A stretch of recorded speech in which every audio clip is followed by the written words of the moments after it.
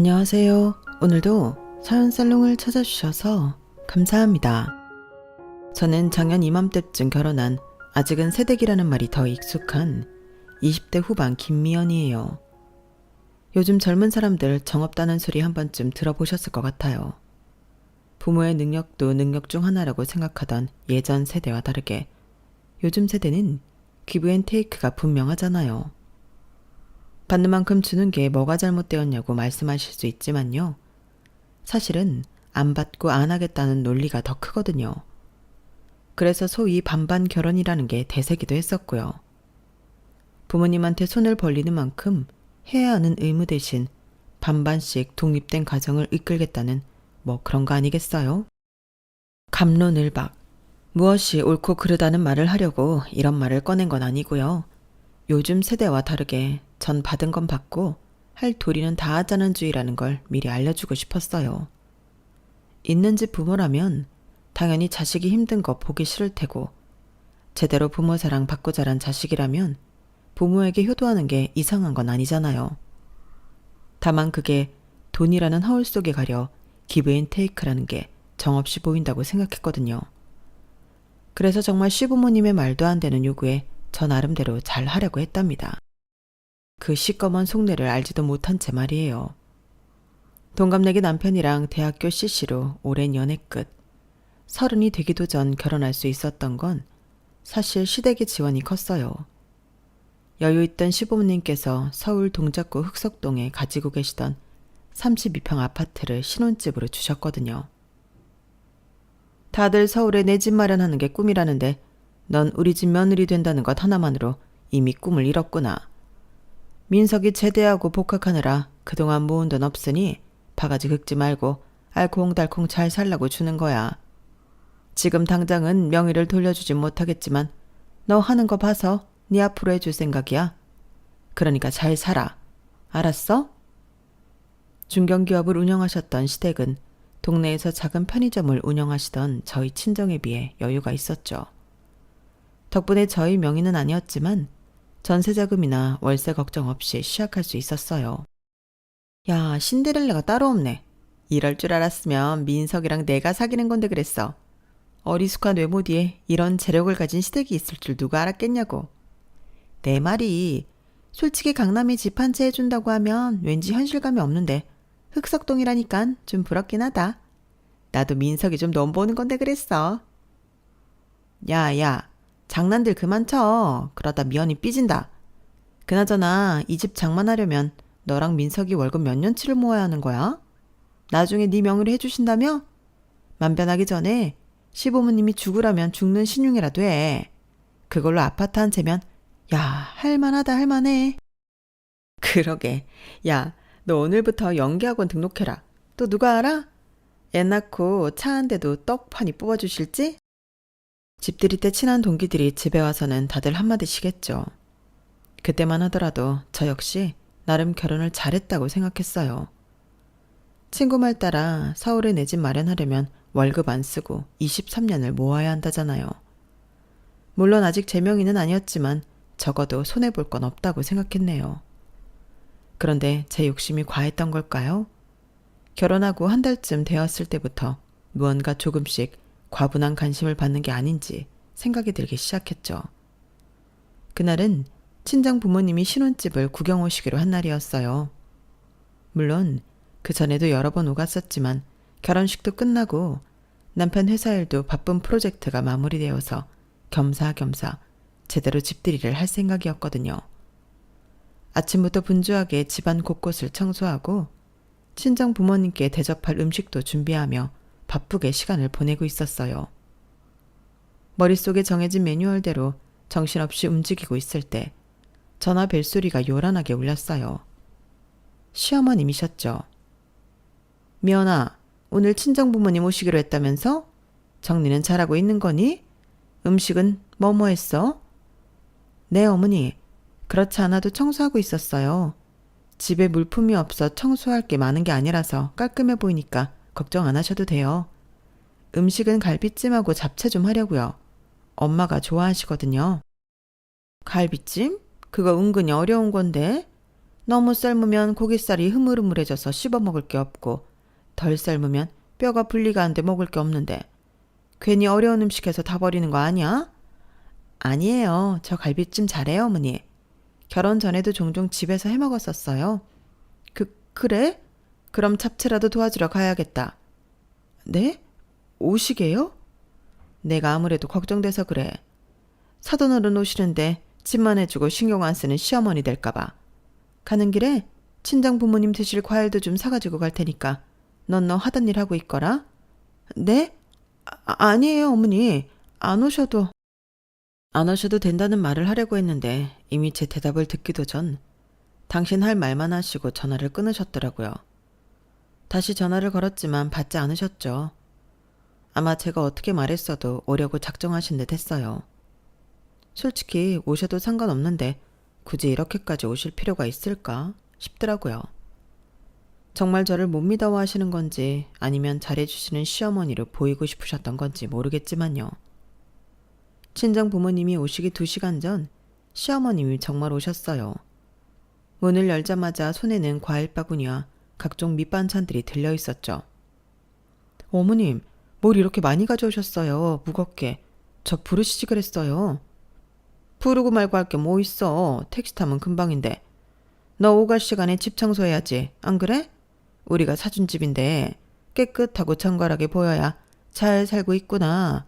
사돈 어른들도 안심하실 거 아니야. 안 그래? 그렇게 말씀하신 시어머니는 들고 오신 각종 음식들을 저에게 미루시곤 집안 구석구석을 살피기 시작하셨죠. 제가 아침부터 열심히 청소하고 정리했는데도 마음에 들지 않으시는 듯 머리를 갸우뚱하시면서 이것저것 다시 정리하시더라고요. 미연아, 여기 봤어? 이 구석까지 잘 봐야지. 여기 물때가 다 안 지워졌다니. 이렇게 물때가 쌓이다 보면 곰팡이 되고 관리가 더 까다로워지는 거야. 청소했다면서 이게 뭐야? 사돈 어른이 어떻게 생각하시겠어? 내가 안 봤으면 어쩔 뻔했니? 시어머니가 가리킨 화장실 구석 타일에는 아무런 흔적도 없었어요. 인테리어 새로 하고 들어온 지 이제 한 달. 거실 화장실은 잘 사용하지 않는 터라 물기가 있거나 물때 곰팡이 다 말이 안 되는 거였거든요. 하지만 그런 말들은 시어머니 귀에 핑계로 들리는 것 같았어요. 예, 사돈댁 언제 오기로 했니? 넌 여기서 나무 하나 보지 말고 주방 정리 좀 해. 아까 들어오면서 보니까 정신 없던데. 시어머님은 깨끗한 화장실이 지저분하다며 물 청소하시고 물걸레로 싹 한번 닦는 것까지 다시 하시더니 주방으로 들어오셨어요. 그러더니 제가 준비했던 음식들도 당신 방식대로 바꾸기 시작하셨죠. 이리 줘봐. 어머, 갈비찜이 왜 이렇게 짜기만 해? 물엿 넣긴 넣었어? 설탕이 아니라 물엿을 넣어야 윤기가 차르르 흐르면서 더 감질맛 나게 보이는 거야. 가만히 있어라. 내가 수습해 줄 테니. 결국 친정 부모님이 오실 때까지 모든 준비를 시어머님이 주도하셨고 저는 그저 거들 뿐이었죠. 친정 부모님이 오셨을 때도 시어머님은 떠나지 않으셨어요. 아유, 사돈 오랜만이에요.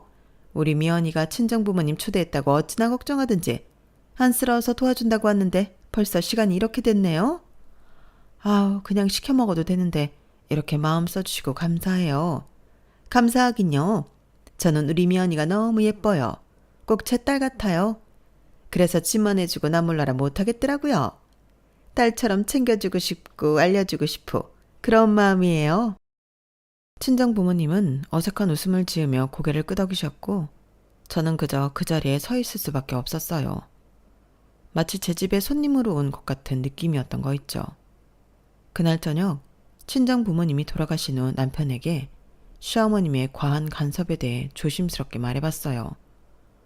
자기야, 오늘 어머님도 오셨던 거 알아? 엄마가? 장모님 장인어른만 오시기로 한 거 아니었어? 누가 아니래. 집 청소는 잘하고 있는지 음식은 또 어떻게 했는지 걱정된다면서 음식 바리바리 싸가지고 오셨어. 우리 엄마가 좀 그래. 알아서 하게 냅둬도 되는데 꼭 당신이 직접 하셔야 직성이 풀리는 스타일이거든. 그래, 그러신 것 같았어. 엄마 아빠 왔는데도 안 가시고 계속 자리에 계셔서는 집만 딱 해주고 남처럼 사는 게 아니라 딸처럼 살고 싶다나? 엄마가 그런 말을 했어? 몰라. 해주신 만큼 잘해야 하는 건 나도 알겠는데 이런 식이면 이 집 무르고 싶은 심정이야.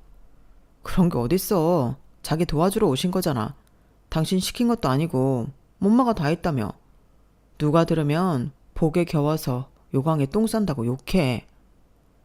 어이가 없어서 한 소리 하려다가 더 이상 말하지 않았어요. 그냥 이해해주고 공감해주길 바랬는데 그러지 못하는 것 같아 마음만 더 속상해질 뿐이었죠.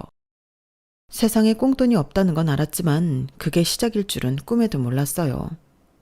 그걸 미리 알았다면 그때 남편이랑 단판을 짓는 건데 말이에요. 결혼 3개월 차에 접어들면서 친정 부모님 방문 사건 이후로도 시어머님의 간섭은 잊혀질만 하면 한 번씩 생기곤 했어요. 말로는 딸처럼 생각해서 그런다. 집만 해주고 나 몰라라 하는 정없는 시어른이 되는 건 싫어서 그런다 하시는데 정말 그렇게 보이는지 한번 들어봐 주세요. 결혼 100일을 맞아 남편과 함께 특별한 저녁 식사를 계획하고 있었어요.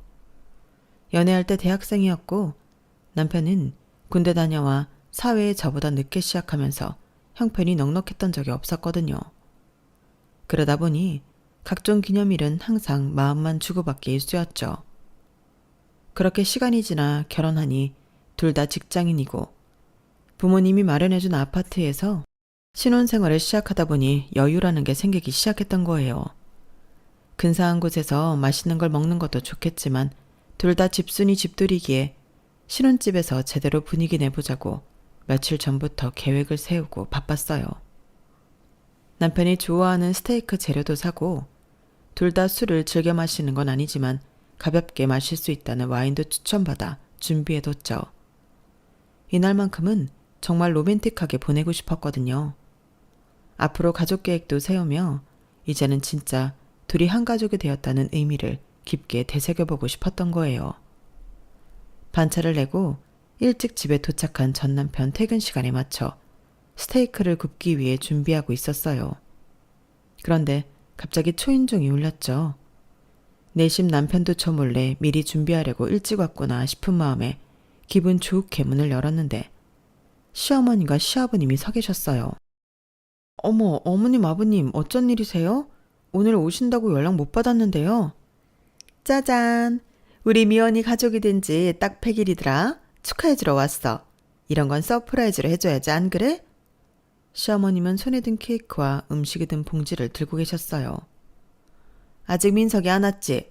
어디 근사하게 나가서 외식이라도 하면 좋으련만 그놈이 집을 워낙 좋아해서 집에서 먹자고 했지? 전화해서 물어보니까 그런다고 하잖아. 그래서 내가 너 서운할까봐 일부러 호텔에 들려 맛있는 케이크도 사왔어. 시어머님은 그렇게 말씀하시면서 자연스럽게 외투를 벗어 소파에 걸쳐두셨어요. 그리곤 말씀을 이어가셨죠. 이건 무슨 냄새야? 스테이크? 너 고기는 구울 줄 아니? 쉬워 보여도 불 조절 잘못하면 육즙 다 날아가고 질겨서 씹기만 힘들어지는데? 어디 봐봐. 내가 잘 구웠나 한번 봐줄게. 주방을 둘러보시던 시어머니는 무슨 검사라도 하듯 제가 만든 스테이크와 와인을 발견하시곤 평가를 하시더라고요. 저는 조금씩 기분이 언짢아지기 시작했죠. 100번 양보해 좋은 취지로 축하해주러 왔다고 생각하더라도 애써 준비한 음식들을 평가절하하는 건 예의에 어긋난다고 생각했거든요. 안 봐주셔도 괜찮아요. 어차피 민석 씨는 완전히 다 익은 고기 좋아해서요. 즐겨서 씹히는 맛이 있어야 비싼 고기 먹는 것 같다고 말하거든요. 그런 게 어딨니? 네가 고기를 잘 못 구우니까 우리 민석이가 너한테 맞춰주느라 그랬나 보다. 민석이 부드러운 고기 좋아해. 육즙 차르르 흐르는 거 싫어하는 사람이 어딨다고. 아무래도 네가 구운 고기 즐겨서 장조림이나 해먹어야겠다. 그건 냉장고에 넣고 내가 가져온 음식으로 저녁 먹자꾸나. 그러더니 제가 준비한 고기를 찬통에 넣고 냉장고로 치우셨죠. 그리곤 가져오신 음식들로 식탁을 채우기 시작하셨어요. 불고기, 잡채, 전 등 푸짐한 한식이었네요. 그렇게 결혼한 지 반년도 안 돼서 저는 점점 우리 집이라는 감각을 잃어가는 것 같았어요. 신혼집이 아니라 시댁의 별장 같은 느낌이었거든요. 언제고 예고도 없이 문이 열렸고 시어머니는 마치 오랜만에 방문해 묵은 때를 씻어내려고 하시는 듯 올 때마다 주방 정리를 하셨고, 시아버님은 TV 리모컨을 자연스럽게 차지하셨죠. 그게 매주였어요. 한 주 건너는 법도 없었고 휴일이면 더 자주였고요. 이건 음식물 쓰레기고 이건 일반.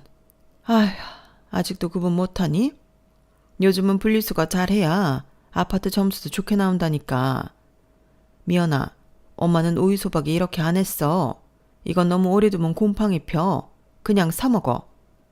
주방이 제 공간이 아니라 조리 실습실처럼 느껴졌고, 시어머니는 늘 내가 널 위해 이 정도는 해줄 수 있다는 식의 시범을 보였어요. 마치 고마워해야 할 간섭처럼요. 심지어 시댁 친척들이 서울에 올라온 날엔 당신이 사준 우리 며느리 집이라며 단체로 몰려오시기도 했고요.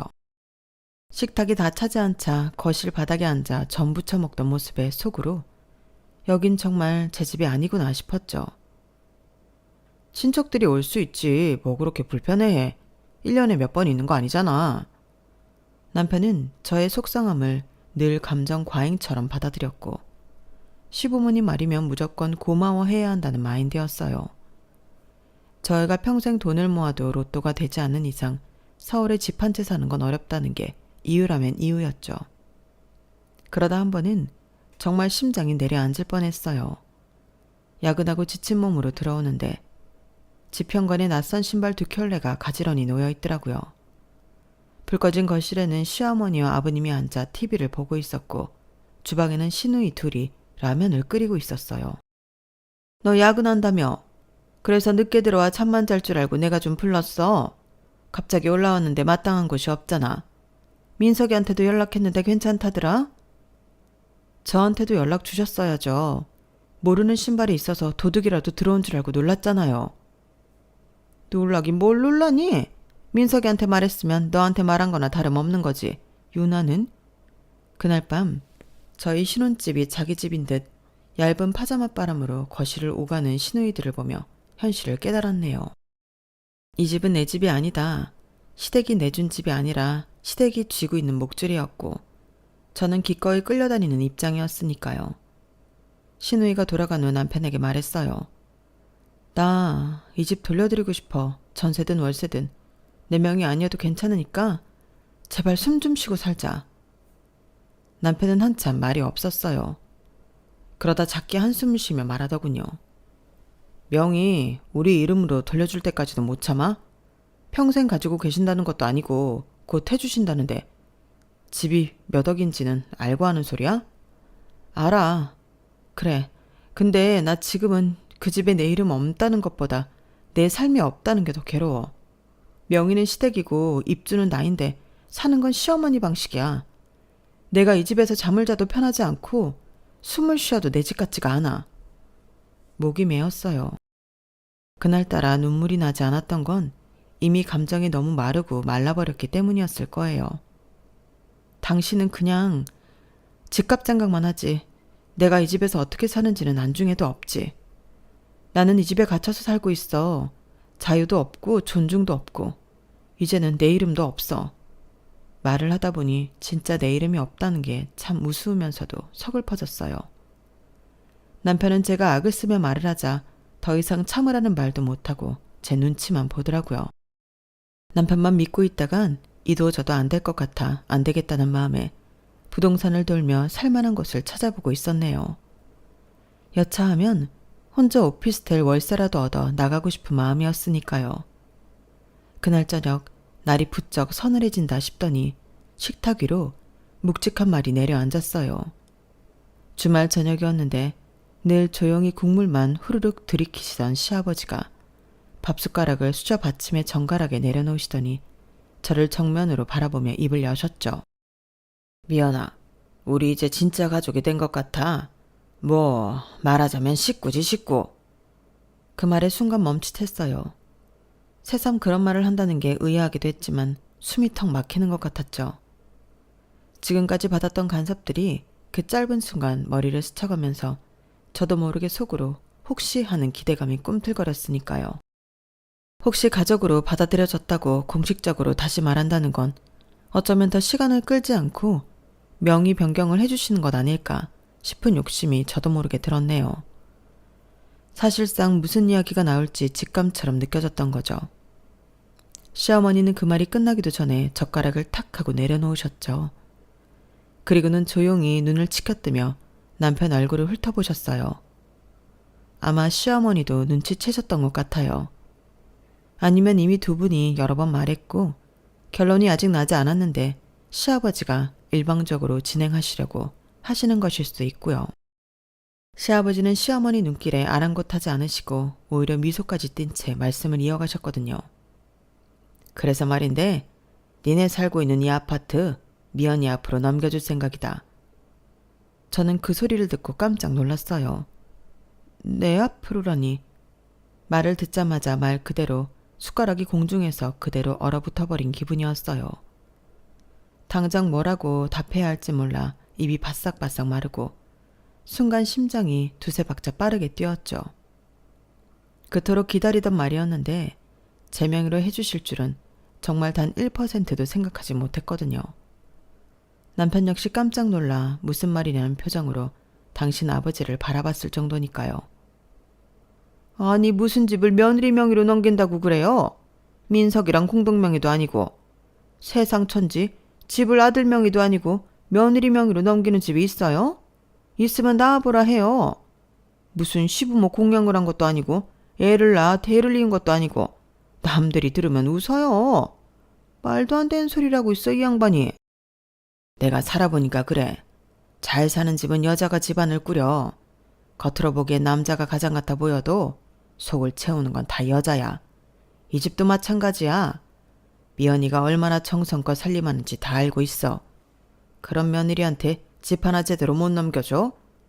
오히려 미연이에게 줘야 더 잘하지. 안 그러냐 미연아? 저는 말없이 앉아 있었지만 가슴 한편에서는 알 수 없는 혼란이 꿈틀댔어요. 갑작스런 제안이 고마우면서도 어딘가 낯설고 불안했거든요. 좋은 일이긴 한데 왜 이렇게 무게가 느껴질까? 이게 진짜 선물인 걸까 싶었던 거예요.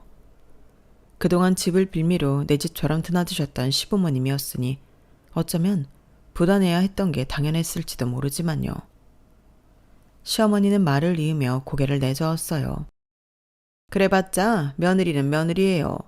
이혼하면 남이고 나중에 뭐 하나라도 뒤통수 치면 그땐 무슨 수로 되돌릴 건데요? 지금 그 말 우리 며느리 앞에서 할 말인가? 시아버지가 조금은 단단한 어조로 대받았죠. 이 집 원래 4명이었다가 민석이 군 제대할 때 주려고 했었잖아. 그러다 시기를 놓쳐서 결혼했으니 이제 명의를 돌려준다는 건데 뭐 그렇게 말이 많아? 나 한다면 하는 성격인 거 알지? 그런 줄 알고 잠자코 있어. 어디 시끄럽게 여자가 남자한테 감나라 배나라야. 그것도 자식들 앞에서. 저는 그날 저녁 늦게까지 따뜻한 말들과 따가운 시선 사이에서 이게 진짜 축복인지 시험인지 분간하지 못한 채 계속 수저질만 반복했어요. 그날 밤 시부모님이 돌아가시자마자 저는 잠시 멍하니 거실에 앉아 천장을 바라봤어요. 온몸이 허공에 붕 떠있는 듯 감정이 잡히지 않았죠. 심장은 아직도 요동치는데 기쁨인지 불안인지 알 수 없는 감각이었어요. 진짜 주신다고? 단독 명의로? 흑석동 집을? 그 현실을 누군가에게 말해야 할 것 같았어요. 그래서 손에 핸드폰을 쥐고 가장 먼저 단톡방을 열었죠. 대학교 시절부터 함께 해온 6명. 지금도 퇴근길이나 주말마다 수다 떠는 친한 친구들이 있는 방이었어요. 그리고 숨도 안 쉬고 손가락부터 달렸네요. 야야야, 나 지금 무슨 말을 들은 줄 알아? 시아버지가 흑석동 집 4명이로 준대. 단독 명의. 민석이랑 공동도 아니고 진짜 나만. 딱 3줄. 그런데 메시지를 보내자마자 톡톡톡 읽음 표시가 줄줄이 뜨고 곧장 메시지 폭탄이 터졌어요. 헐, 단독? 야, 너 진짜 로또 맞았냐? 진짜야? 와, 이건 뭐 사극도 아니고 드라마도 아니고 며느리 명의? 흑석동? 아니 잠깐만. 너한테 집 준다고 해서 가슴 뛴 건 나다. 뭐야? 너 진짜 어쩜 좋냐? 대박이다 정말. 모두가 축제였어요. 불꽃놀이도 떡케이크도 없지만 그들 메시지한 감탄과 박수가 가득했고 덩달아 저도 피식 웃음이 났죠. 그니까 나도 아직 얼떨떨해. 근데 또 걱정도 돼. 명의 넘기면서 얼마나 또 생색내실지 몰라. 사실 시어머니가 대놓고 싫다고 하셨거든. 민석이도 들은 게 없는데 놀라고. 내심 불편해. 그러자 소희가 재치 있게 받아쳤죠. 야, 화장실 갈 때랑 올 때 마음이 다른 거 몰라? 받을 땐 받는 거고 생색은 무시해. 내가 너면 그냥 시어머니 발 닦은 물로 세수해도 좋겠음. 맞아. 우리 엄마가 그랬다. 집 주는 시부모는 절대 불평하지 말라고. 그 정도면 충성 맹세해도 아깝지 않지? 넌 진짜 신의 며느리야. 이 정도면 연말에 우리끼리 시상식 열자. 올해의 신데렐라상. 너 몰표임? 너무도 들뜬 반응들이 쏟아졌지만 그 속에서 유일하게 반응이 없던 한 사람 바로 나연이었죠. 한참 말이 없던 그녀가 대화가 잠잠해질 무렵 조심스럽게 말을 꺼냈어요. 근데 나만 이상하게 느껴? 왜 갑자기 네 명의로 준다고 하는 걸까? 그 집 진짜 그냥 주는 게 맞는 거야? 순간 톡방은 고요해졌고 공기가 싸늘하게 식었어요. 방금 전까지 들떠있던 축제 분위기는 이 순간 깨졌고 정적 뒤에 곧장 해나가 반격하듯 톡을 날렸죠. 뭐야? 나연아, 그 말 좀 그렇다. 괜히 물 붓는 소리 하지 마. 다들 축하해주고 있는데 꼭 그렇게 말해야 돼? 헐, 또 시작이다. 그러니까 이혼한 거지. 뭐든 의심하고 뒤통수 맞을까봐 겁만 내니까. 그럴 거면 단톡하지 마. 분위기가 급속도로 험악해졌어요. 누군가는 조용히 나연을 감싸려 했고 또 누군가는 눈치 없이 왜 저러냐며 면박을 줬죠. 결국 누군가가 말없이 나연을 뺀 새 단톡방을 만들었죠. 야, 신경 쓰지 마. 걔 성격 원래 저래. 못 가진 사람 마음 모르는 거지. 넌 진짜 잘된 거야. 부러우면 지는 거잖아. 이런 말들이 오고 갔지만 저는 그 축하의 말들보다 단 한 줄이 자꾸 머릿속을 맴돌았어요. 진짜 그냥 주는 게 맞는 거야. 의심은 불쾌했지만 아주 없던 생각은 아니었거든요. 갑자기 명의를 넘긴다는 건 당연히 기쁜 일이지만 왜 지금? 왜 나한테? 왜 단독으로? 라는 질문이 뒤따라오는 건 어쩌면 너무나도 당연한 반응일지도 몰랐어요. 그날 밤 저는 휴대폰을 내려놓고도 쉽게 잠들 수 없었어요. 진짜 이건 선물일까 싶었던 거예요. 그날 아침 괜히 바람이 서늘하다는 생각이 들었어요. 머릿속에는 나연이 했던 말이 계속 떠나지 않았고 설마 하는 희망과 에이 아닐 거야 하는 자기 합리화가 뒤엉켜 갑자기 저는 아무 일 없는 척 점심시간에 맞춰 가볍게 핸드백 하나만 들고 회사를 나섰죠. 구청에 도착했을 때 문턱 앞에서 잠깐 멈칫했어요. 내가 바보일 수도 있다는 생각과 안 가면 뭔가 더 큰 걸 놓칠 수 있을지도 모른다는 불안이 교차했거든요. 민원실로 들어서서 창구 앞에 섰어요. 조금 떨리는 목소리로 말을 꺼냈죠. 저 주소는 흑석동 땡땡번지요. 명의 변경을 하려는데 필요한 서류가 뭔지. 직원은 능숙하게 키보드를 두드리더니 모니터를 한참 들여다봤어요. 그러다 고개를 들고 말하더군요. 아, 이건 얼마 전에 명의 변경이 한 번 됐는데요. 그 말에 어깨가 움찔했어요. 입술이 바짝 말라붙는 느낌이 들었고 저도 모르게 놀란 목소리로 대꾸했죠. 네? 명의가 변경되었다고요? 그것도 얼마 전에요? 네, 오늘이 꼭 3달째 되네요. 직원은 피곤한 기색을 숨기지 않고 무심히 대답하더군요. 그 말을 듣는 순간 머릿속 어딘가에서 찰컥하고 뭔가 맞물리는 소리가 들렸어요. 이상했거든요. 시아버님은 분명 명의를 넘겨준다고 말씀하셨는데 이미 넘겼다는 말은 단 한 번도 안 하셨거든요. 그럼 대체 누가? 손끝이 차가워지는 걸 느꼈어요. 직원에게 등기부등본을 뽑아달라고 말하고 종이를 받아들자마자 소유자 이름부터 확인했죠. 김대현. 대체 누군지 알 수 없었어요. 남편 이름도 시아버지나 시어머니 이름도 아니었으니까요. 다만 시아버지와 남편 성이 같아서 친척 중 누군가? 라고 어렴풋 상상의 나래를 펼칠 뿐이었죠. 그러다 문득 첨첩장에 찍혔던 시아버님 이름이 떠올랐어요. 김대석. 또렷하게 떠오른 시아버님 이름과 아파트 명의자 이름이 오버랩되며 불안한 의심은 확신으로 바뀌었죠. 왜 아무 말 안 했지? 아버님 것도 아니었잖아. 그럼 대체 김대현은 누구? 아무리 친척이라도 남의 진명인데 이걸 내 이름으로 돌릴 수 있다고? 대체 어떻게? 그때 감이 탁 왔어요. 말뿐이었구나 싶었던 거예요. 서류도 도장도 없었으니까요. 저는 그냥 말 한마디에 들뜨고 믿고 감내해 온 거였던 거죠. 그래도 시부모니까 가족이니까 명의를 내게 주겠다고 한 그 말을 짧은 순간이라도 믿었던 제가 바보 같았어요. 결국 종이 한 장으로 분명해졌던 거예요. 그 집은 제게 아니란 건 말이에요. 남편도 혹시 알고 있는 걸까? 그 말도 안 되는 명의 이전 약속이 사실은 공중에 흩뿌린 연기였다는 걸. 저는 궁금증이 꼬리에 꼬리를 물고 늘어지는 상황이었죠. 등기부등본을 뗐을 때 모든 게 다 거짓이었단 걸 알았을 때도 전 끝까지 망설였어요. 혹시 남편은 진심이었다면, 정말 아무것도 몰랐다면, 나 혼자 오해하고 혼자 성급한 판단을 내린 건 아닐까 하는 그 찜찜함이 한참을 붙잡고 놓아주질 않았죠. 그러다 보니 어영부영 일주일이라는 시간이 지났더라고요. 그리고 그주 주말 어김없이 시부모님은 저희 집에 방문하셨어요. 그리곤 예상치 못한 말씀을 꺼내셨죠. 다음 주에 명의 이전하러 가자. 인감이랑 신분증 준비해둬라. 순간 남편이 지은 표정을 보고 모든 게 분명해지는 걸 느꼈어요. 만약 계획된 일이고 이 모든 걸 알고 있었다면 절대 놀랄 수 없는 표정. 진심으로 부모님에게 상속받는 표정으로 놀라고 들뜨며 감격하는 그런 표정이 나왔거든요. 속으로 이런 생각까지 했어요. 만약 이 표정이 연기라면 정말 연기상을 줘도 부족하지 않다고요. 그 정도로 거짓말을 모르던 사람에게서 나온 눈빛으로 모든 게 선명해진 거죠. 이제는 제가 말할 차례였죠. 잠시 망설이려는 찰나 남편이 시아버님께 고맙다는 말을 먼저 하고 저를 돌아봤어요. 마치 자기가 제 몫의 상을 대신 받은 것처럼 흐뭇하게 웃었죠. 진짜 우리 집 되는 거네? 자기야, 아버지가 이 정도까지 하시는데 고맙다는 말은 해야지. 뭐해? 어서 인사드려. 그 순간 저는 숨이 멎는 줄 알았어요. 지금 감사를 해야 할 사람은 누구고 무엇을 위해 고마워해야 하는 걸까? 제 이름을 울린다는 미끼를 던져놓고 그 실체도 모른 채 마냥 좋아하는 남편까지.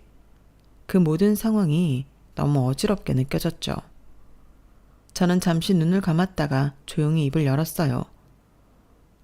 어떤 부모가 자기 자식을 이렇게 위험한 일에 끌어들여요? 순간 공간 전체가 조용해지더군요. 남편은 당황한 얼굴로 나를 쳐다봤고 시어머니는 머리를 갸웃하며 반문했어요. 그게 무슨 말이니 미연아? 우리가 너 주겠다는데 그게 뭐가 위험하다는 거니? 정면으로 시어머니를 바라봤어요. 그동안 가슴속에 눌러두었던 말을 조심스럽게 꺼냈죠. 자식이면 못 그러시죠. 자식한테 그럴 순 없죠. 자식이 아니니까. 며느리니까. 며느리는 남이니까. 저를 그냥 이용하시는 거잖아요. 시어머니의 표정이 그 짧은 순간 확 변했어요. 뭐라고? 지금 그 말 진심이니?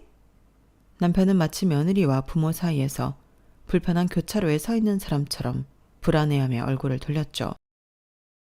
자기야, 왜 그래? 그런 말이 어딨어? 부모님은 당신 생각해서 내 명의도 아니고 우리 공동 명의도 아니고 당신 단독 명의로 해준다는데 그렇게 말하면 어떡해? 어떡하긴 뭘 어떡해? 다 된 밥에 채 뿌리면 그 밥 먹을 수 있는 줄 알아? 평양 감사도 저 싫다면 그만이다.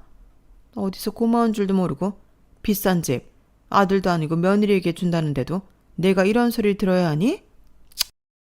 그렇게 말하면 어떡하냐고? 고마움이요? 자기야, 한번 생각해봤어? 이 집이 20억짜리 이 집이 왜 당신 앞으로 안 오는지 한 번이라도 생각해본 적 있어? 남편은 대체 제가 왜 그러는지 의아하다는 듯 당혹스러운 표정을 지었고 시어머니는 분노로 손을 떨며 말씀하셨죠. 너 그게 무슨 말이야? 우리가 무슨 꿍꿍이라도 있어서 너한테 준다는 말이야? 고맙다고 우리 집 귀신이 되어도 시원찮을 판에 물을 끼얹는 게 아니라 똥물을 쏟아 붓는구나 부어. 그때 시아버지가 묵직한 한숨을 내쉬며 말했어요. 그래, 싫으면 안 해도 된다. 억지로 줄 생각 없다. 시부모님은 제가 진실을 알 거라는 걸 모르시니 베팅하시는 것 같았어요. 옆에서 남편이 그건 아니라고 중재하며 시부모님 마음이 변하기 전에 빨리 잘못했다고 빌라고 분위기를 조성하고 있었으니까요. 저 역시 물러서지 않고 이 집 필요 없다는 듯 준비했던 말을 쉴 새 없이 쏟아붓기 시작했습니다. 이건 지난주에 구청 가서 떼어본 등기부 등본이에요. 이 집 지금 명의자 김대현 씨잖아요. 민석 씨 삼촌 맞죠? 말하자 순간 시어머니의 눈빛이 불안하게 흔들렸고 시아버지는 고개를 돌린 채 입술을 꾹 다물었죠. 이건 아버님 명의도 아니고 민석 씨 명의도 아니에요. 어머님 명의는 더더욱 아니고요. 그런데 아버님은 이 집을 제 앞으로 넘긴다고 하셨어요. 그게 말이 돼요? 부모님 명의도 아닌 집을 선심쓰듯 저에게 주시면 제가 고맙다고 덥석 받을 줄 아셨어요? 남편은 제 쪽으로 몸을 기울이며 작게 물었죠. 그게 무슨 말이야 자기야? 그 사람 누구 명의로 돼 있다고? 삼촌, 당신 삼촌. 그리고 더 중요한 건 이게 단순한 명의 이전이 아니라는 거야. 이상해서 부동산 카페에 익명으로 올렸었죠. 시댁에 제 앞으로 명의를 넘긴다고 하는데 등기부에는 가족도 아닌 다른 친척 이름이 적혀 있다고요. 그리고 거기서 어떤 분이 답글을 달아주셨어요.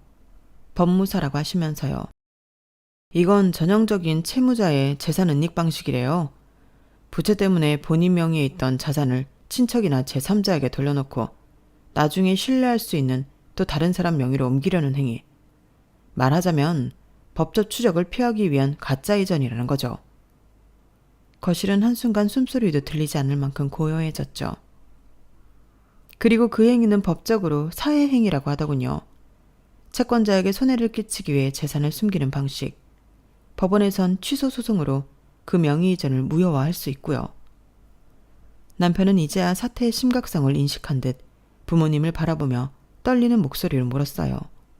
진짜예요? 어머니, 아버지, 이 집 지금 그런 식으로 넘긴 거예요? 이게 사실이야? 자기야, 맞아? 확실한 거 맞냐고. 시아버지는 잠시 말없이 앉아있다가 한참 후에 입을 여셨죠. 그 말은 예상보다 더 조용했지만 그만큼 무겁게 느껴지더군요. 사업이 힘들었다. 코로나 때부터 줄줄이 거래처가 무너졌고 은행에서 돌아온 어음도 있고 내가 어떻게든 회사를 살리고 싶었다. 민석이 군대 간 동안 모은 것도 다 썼고 이 집이라도 지켜야 했어. 그때 대현이 명의로 바꿨던 거야. 뭐 일시적인 거였지. 거짓말 마세요. 삼촌 명의로 바뀌신 거 몇 개월 안 된 것까지 다 알아요. 사료 떼어보면 다 나오는데 그래도 거짓말 하시게요? 제가 모르고 도장 찍었으면 어땠을 것 같으세요? 법적으로 공범이래요, 공범. 제가 협조한 걸로 간주돼서 저까지 처벌받을 수 있는 상황이었다고요. 아셨어요? 시어머니는 당황한 표정으로 손을 내저으며 말했죠. 네가 그걸 어떻게 알아봤니? 아니, 그냥 그건 도와주는 거지. 공범이랄 건 없지 않니? 가족끼리 서로 돕고 사는 거지. 얘는 누가 들으면 우리가 버벅이고 사는 나쁜 사람인 줄 알겠네. 엄마. 남편은 그 말을 듣고는 마치 모든 걸 내려놓은 사람처럼 의자에 등을 기댔더군요. 진짜 저한테는 왜 아무 말도 안 했어요?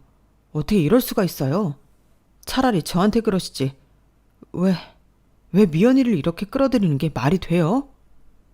시아버지는 처음으로 미안하다는 말 비슷한 걸 내뱉었지만 그건 어디까지나 자신을 위한 면죄부처럼 들리더군요. 미연아, 널 그런 식으로 생각한 건 아니야. 그냥 너한테는 믿음이 갔고 또 그렇게 해주면 너도 기뻐할 줄 알았고 뭐랄까, 그게 가족 아니냐? 가족이라면서요. 근데 왜 이런 일을 제게 시키세요? 가족이면요, 숨기는데 이용하지 않죠. 감추는데 빌려 쓰지 않죠. 그 순간 남편은 조용히 제 손을 잡았어요. 그리고 천천히 고개를 끄덕이며 말했죠. 이 집 이제 그만 나가자. 그날 밤 남편이 그렇게 말했을 때 사실 저는 조금 놀랐어요. 그 사람은 평생 부모님 뜻을 따라 사는 게 당연한 줄로만 알고 자란 사람이었거든요. 부모님 말씀 거역하면 큰일 난다는 말이 남편한테는 진짜 인생의 좌표처럼 박혀 있었죠. 그런데 그 사람이 제 손을 먼저 잡았고 그 손 안에 망설임도 미련도 없었어요. 마치 이제야 진짜 내 사람이 되어주겠다는 눈빛이었달까요? 남편과 전 근처 호텔로 들어갔고 남편이 먼저 조용히 입을 열었어요. 어릴 때부터 계속 들었어. 이 집은 언젠가 니네 거다. 너도 잘하면 다 준다. 그런 말들을 수도 없이 들었거든. 처음엔 좋았지. 근데 나중엔 그게 뭔가 조건 같더라. 받기 위해선 더 착해야 하고 고분고분해야 하고 부모 눈치 보면서 내가 어떤 사람인 척 살아야 했어. 그 얘기를 듣는데 마음 한쪽이 뻐근해졌어요. 어쩌면 이 사람도 저만큼이나 주는 사람의 그림자 아래 눌려 살았던 거겠구나 싶었거든요. 남편은 멋쩍게 웃으며 덧붙였어요. 그래서 그런가? 마음에도 없는 고마움도 연기했던 것 같아. 이제 그런 거 안 하고 싶어. 그게 아무 의미 없다는 거. 어차피 그건 내 게 아니고 부모님 거라는 거 너무 분명하게 알았어. 그 말이 너무 진심이라서 저도 울컥했어요. 우린 그날 밤 호텔 침대에 나란히 누워 서로의 손을 꼭 잡았죠. 긴 말 없이도 통하는 그 순간이 있었어요. 이제부터는 우리 둘만의 방식으로 살자. 누가 뭘 주든 뺐든 흔들리지 말고 우리는 우리 집, 우리 삶을 지키자. 그게 우리 둘 사이의 진짜 첫 계약이었던 것 같아요. 서류도 도장도 없었지만 그 어떤 명의보다 강력한 약속이었죠. 며칠 뒤부터 시부모님 쪽 상황은 빠르게 꼬이기 시작했어요. 채권자들이 시아버지 회사 자산을 본격적으로 추적하면서 김대현 씨 명의로 되어 있던 부동산들이 전부 조사 대상에 올랐다고 하더라고요. 그 안엔 당연히 흑석동 아파트도 포함돼 있었어요. 명의를 옮긴 지 몇 달밖에 안 된 데다 실거주는 저희 부부였고 등기부상 소유주는 생뚱맞은 삼촌이라는 점에서 의심은 더 커질 수밖에 없었겠죠. 결국 법원은 사회행위 취소 소송을 받아들였고 흑석동 아파트는 강제 가압류에 들어갔어요. 시아버지와 시삼촌은 그 부동산 거래가 실질적인 소유권 이전이 아닌 재산 은닉의 목적이 명의 신탁이라는 점을 부인했지만 소용없었죠. 김대현 씨는 허위 명의 이전에 협조한 공범으로 간주돼 연대 책임을 지게 됐고 문제 자금 흐름 일부가 시어머니 통장으로 연결되면서 세무조사까지 확대됐어요. 그 와중에도 시어머니는 저한테 조심스레 문자를 한 통 보냈어요. 미연아, 우리가 너무 가볍게 생각했나 봐. 네 입장 이해 못한 건 미안하다. 어쨌든 다 지나간 일이니까 너도 이제 마음 편히 살아. 그 문장을 읽고 한참을 바라보다가 결국 아무 답도 하지 않았어요. 사과 같기도 했지만 자세히 들여다보면 이쯤 했으니 그만하자는 무책임한 마무리였거든요. 네가 참아줬다면 일이 이렇게까지 커지는 않았을 텐데. 우리가 그동안 해준 것도 있는데 너무했다. 그런 말들이 행간에 가득 묻어나왔으니까요. 그 다음날 남편 핸드폰으로는 시아버지가 전화를 걸어왔어요. 처음엔 무심한 목소리로 어떻게 지내냐? 고 묻더니 이내 톤이 바뀌어 날카로운 말을 꺼내시더군요. 너무 극단적으로 갔어. 네 마누라가 그렇게 안 나섰으면 이 정도까진 안 왔다. 가정이라는 게 다 덮고 넘어가는 순간도 필요한 건데 요즘 것들은 안 그래. 남편은 말없이 듣고만 있었고 그날 밤 조용히 제게 털어놨어요. 아버지는 아직도 네가 뭘 잘못했다고 생각하는 것 같아. 뭔가 네가 문제를 만들었다는 식이야. 아마 앞으로도 사과는 없을 것 같아. 그 말에 저는 담담히 고개를 끄덕였어요. 사실 기대도 하지 않았거든요. 애초에 그분들이 준다고 말했던 것도 뺏기지 않으려고 숨겼던 것도 모두 그들 중심의 계산 위에서 나온 움직임이었으니까요. 그 계산서 안에 저라는 인간은 없었어요. 그저 신뢰도 높은 도장 또는 믿음직한 명의였을 뿐이죠.